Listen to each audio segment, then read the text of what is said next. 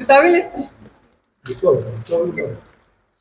Момичета, вашата оценка за представянето на тази световна купа, има ли от нещо, от което сте разочаровани? Просто това, което вие видяхте.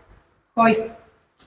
Ами, не сме доволни от нашето представяне. Можехме да покажем по много по-добър начин двете композиции, но вярваме, че с много труд и работа ще успеем да го покажем.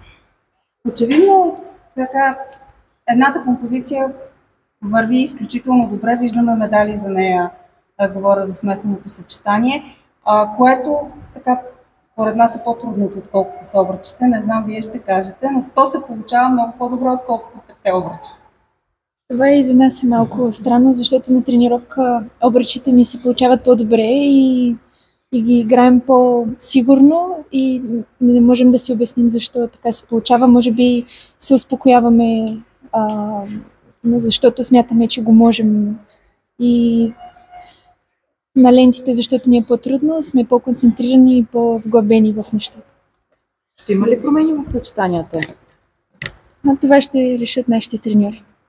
Казахте, че не сте доволни. Какви са причините според вас за представянето ви? Успяхте ли вече да говорите с Весела Димитрова, с Иляна Раева? Какви са техните оценки? Имаше един бърз анализ сега. Да, говорихме с тях. Просто ни липсва малко повече концентрация и увереност и доверие към треньорите. Добре, следващата световна купа, следващото участие къде ще бъде? В индивидуалното има промяна на първоначалните планове. При вас ще има ли такова? Ми в сряда заминаваме за Световната купа в Азербайджан. Какви са очакваните ви за там? Да се представим по по-добър начин от сега и да покажем това, което тренираме.